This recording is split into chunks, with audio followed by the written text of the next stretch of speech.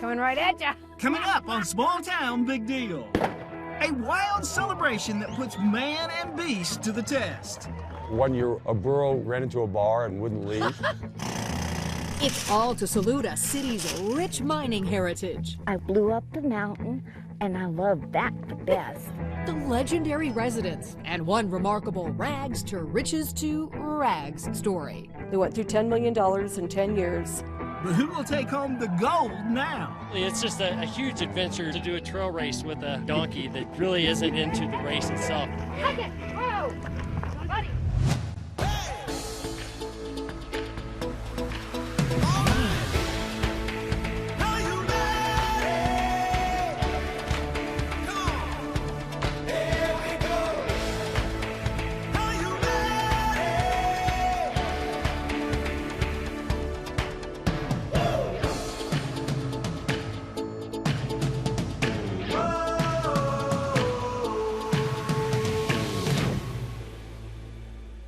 Welcome to Small Town Big Deal. I'm Rodney Miller. And I'm Jann Carl. And we are deep in the high country of Colorado. Matter of fact, we're at the highest city in America.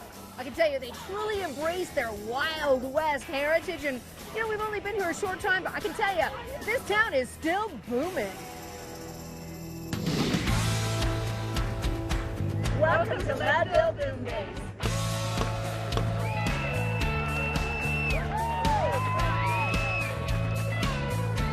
For 3 straight days in August, the streets of this small mining town run rich with celebration. And we welcome our special guest, Small Town Big Deal, here for this weekend. Leadville Boom Days turns back the clock to the late 1800s in what locals call the biggest gold and silver boom that ever was. What does Boom Days mean for the town? It's a celebration of our history, and it allows people to really participate in that history. Visitors come from all over the world for the burro races, the mining skills competition, and a street fair with more than 100 food and craft booths. Thank you so much. They even let us get in the swing of things, dressing up for the parade. Happy Boom Days! This time, the festival honors women in mining. Grand Marshal Brenda Miller is a member of the National Mining Hall of Fame and Museum that's located in town. Were you one of the first to go underground? I was one of the first 60 that they hired, and I do love working underground, but mostly I worked in the open pit, blew up the mountain, and I love that the best. The mountains here are the highest in the state. Leadville sits in the heart of the central Colorado Rockies, and today it's home to about 2,700 people. But it was once the second largest city in Colorado, only behind Denver. Leadville's been around since about 1859 when gold was discovered in California Gulch. And it's projected in the 1880s and 1890s there may have been between 40 and 60,000 people here. Before the discoveries, how many people lived here? 0. California Gulch is just 4 miles from Leadville, and by 1972, mining there yielded $2.5 million. That's $57 million today. No wonder Leadville attracted such famous residents as Doc Holliday and the unsinkable Molly Brown, who is known for surviving the Titanic. But the most important person in the town's history is U.S. Senator Horace Tabor. He gets most of the credit for building Leadville. Horace Tabor was probably the wealthiest man in the western United States at that point in time because of silver mining and because of the way that he was able to acquire silver mines. And he did some great things with his money. Horace's legacy includes this jewel of the Rockies, the Tabor Opera House. The Tabor Opera House was built in 1879, and they built it in 100 days. Wow. And there was no train. Everything they built with had to come over Mosquito Pass in wagons, including liquor. The 3-story Opera House still hosts shows today. Years ago, audiences enjoyed performances by such luminaries as Oscar Wilde, John Philip Sousa, and Buffalo Bill. And this opera house was sold out every night except opening night because there was a double hanging across the street. So people weren't quite ready for culture just yet, and there were 2 outlaws, and it was free. But Horace's life wasn't exactly scandal-free either. He left his first wife for a much younger Elizabeth Tabor, known as Baby Doe. She was 28 when they married. He was 52. Her wedding dress was made from real silver and cost $7,500, the equivalent of $178,000 today. They were very extravagant. Their daughters had diamond-studded diaper pins. However, theirs is a true rags to riches to rags story, because when the silver boom went bust in 1893, the Tabor fortune was lost. Horace died just 6 years later. They lost all their money. They went through $10 million in 10 years. That's Baby Doe 2 years before her death in 1935. She died penniless at the age of 80 in this tiny ramshackle cabin. She was so broke that when her gunny sack shoes wore out, she ended up wrapping her feet in newspapers. Baby Doe's cabin still stands next to the matchless mine, where we learn just how elusive a mining fortune can be. So what you want to do is shake it up and down a little bit in the water. Don't be fooled by pyrite, otherwise known as fool's gold. You got a lot more than fool's gold anyway than I got. Does that make me a bigger fool? I don't know. You said that, not me. I don't know, Fred. Does this make me a bigger fool? Oh, I think you're a better panner. Ooh, better panner. But while the glory days of mining may be long gone, Leadville continues to strike it rich. I don't know that we're in a boom necessarily, but we're in a time of prosperity. I think the people who are here are doing well.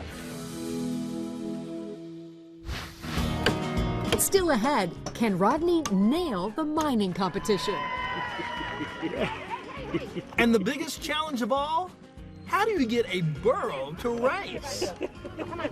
You're watching Small Town Big Deal!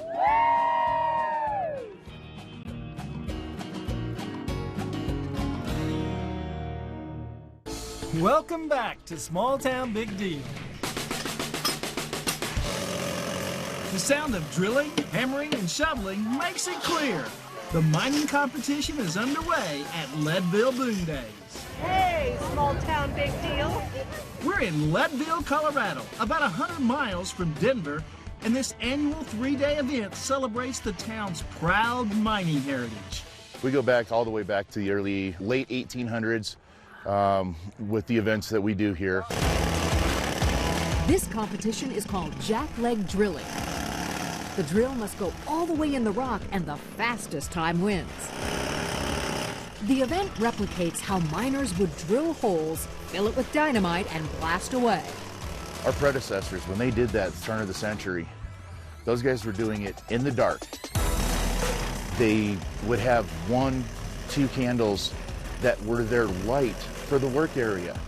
And when the competitors finish drilling, they still have to carry the 130-pound jackleg back to the start. And you better be careful.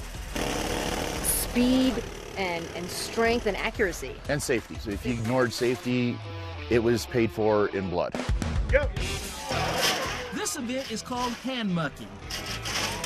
It may be safer than drilling, but it's nearly as hard.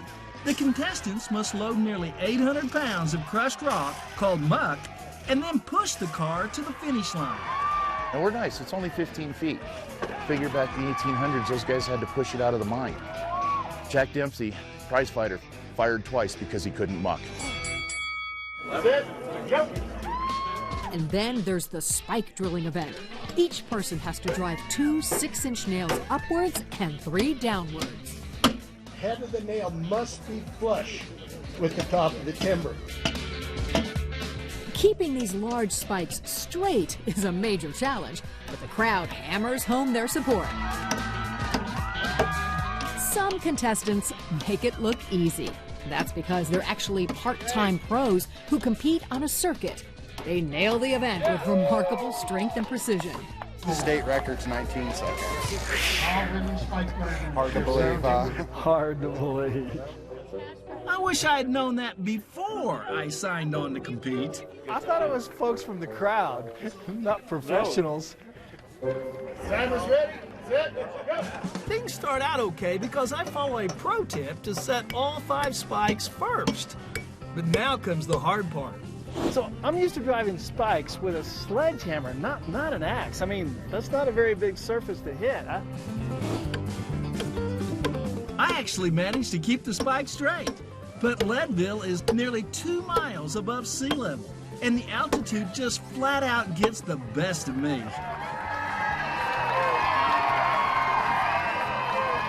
I just want to say, I live at 400 feet elevation. This is 10,000. But that it did take 10 guys to beat me. Not sure how many guys was in the event, but it did take 10. So there were only 11 competing, but let's not tell Rodney that. But the thin air is a breeze for Jesse Patridge. He takes home the all-around title. Jesse gets $600, a gold pan trophy, and he gets a bottle of Eureka Gold 2-bitch bourbon. You know, what do you do for a living? Contractor, build custom homes. So you have a little experience swinging a hammer. I've been known to beat on stuff for sure.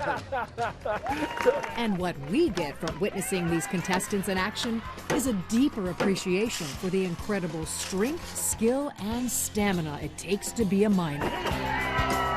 What is it inside of a person that makes them want to be a miner?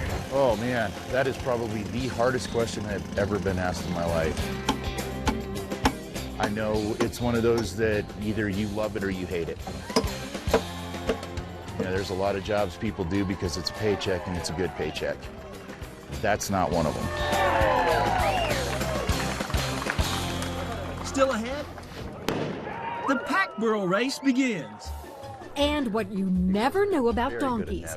Are they really stubborn? Lucia, you're so pushy. Or just misunderstood? You are so pushy.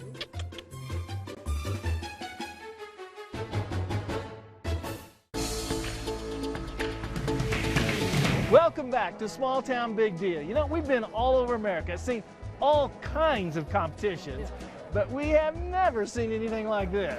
We love the fact that this race really honors the mining heritage in the state of Colorado, and you know that it takes 2 great athletes. You know what? It really is a kick in the...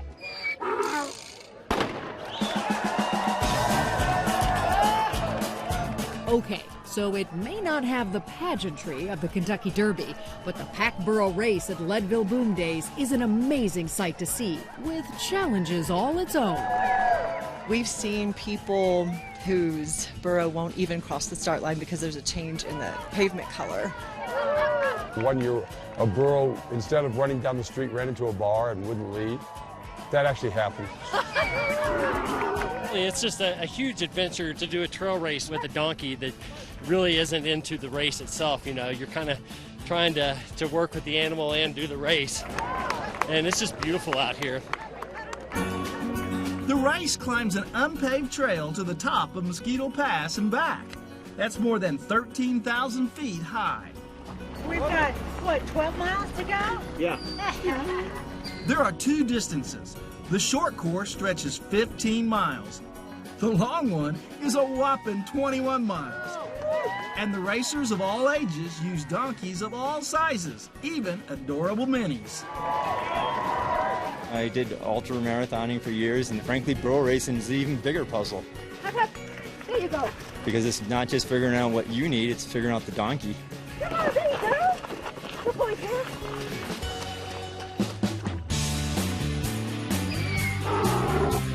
Let's see if we can catch these wild donkeys today.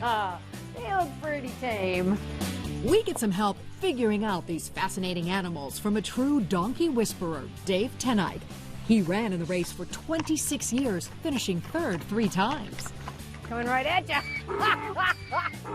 The first thing we learn is that burro is just Spanish for donkey. And Dave says they aren't really stubborn, despite appearances. They're very good at navigating. Lucia is so pushing. He's so pushy. You are so pushy. Donkeys just don't have the same flight instinct that a horse does. Donkeys are the exact opposite. They're going to lean into you. They lean into you. So when you push on them, They're actually said, oh, we'll just push back. Yeah, just push back. Our executive producer Roger found out we can't even stop this guy from disrupting his filming. Zeger's getting in my way. Are you having trouble over there, Roger? Go, come on. Come on, let's go. Come on, Stormtrooper. Let's go. 97 competitors managed to finish the race, and that's a record. It's also a marvel because just getting a burro to the starting line can be an exhausting feat. That's a warm-up. And once the race begins, the real fun starts. Good luck keeping a burro on the course. Hey! Take it! Whoa! Buddy! Hey! And sometimes they just don't want to move. It helps to know how to talk to a donkey. Usually I'll start with a little click. If that doesn't do it, then I'll go to a hissing noise. And then I go up into the huff-huffs and honk-honk. Ultimately, the burro is boss.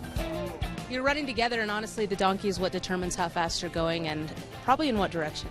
And that's why every racer has good reason to rejoice when they finally hoof it across the finish line. So how long have you been burro racing? This is my second time. Only your second time? Yeah. You had a great time. I had a great time. I mean, you had a good racing time, and did you have a good time? Absolutely. RJ and his burro Ozzy can celebrate after they win the short course. What will he get as a special Get treat? lots of treats, grain, carrots, cookies. He gets whatever. Oh. So lots of love, and then he gets to go back to the pasture and lay down for the week because we got a race in Buena Vista next weekend. Oh, wow. Yeah. The Leadville Pack Burro Race is one leg of a triple crown of races. Marvin and his mini Buttercup have won the Triple Crown twice. They're running the long course. Once again, they sure look tough to beat. Buttercup stepped right to the front when he heard that gun. There's not even another racer in sight by the time they reach the top of the trail or when they hit the final stretch. Come on, up. Maybe that's why Buttercup walks across the finish line. They win by close to 25 minutes over the nearest competitor. 2:32, 14 seconds. We went on one training run up to the top once this year, and I just knew after that training run that today was gonna be a good day. Buttercup gets a beautiful blue boa to wear, and Marvin wins $1,200. But these competitors don't do it for the prize money. How do you describe what you love about this sport? It's like the camaraderie. I mean, whether it's just me and Buttercup out there running together or a bunch of other teams, it is very different, and I don't know how to explain it, but it's one of my favorite things to do. And congratulations, Buttercup. Good job. We'll be right back.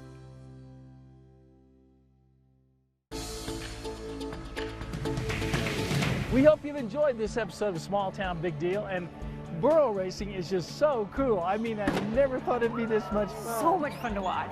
And you know, they have more interest this year than they've ever had, so the sport is really alive and well and growing. I think if burros could give autographs, then they would have been asked for their autographs. Yeah, they were pretty popular. They were. And the mining competition, I mean, those guys are really sad. Yeah, and tough. I've discovered everything about mining is hard work. Absolutely.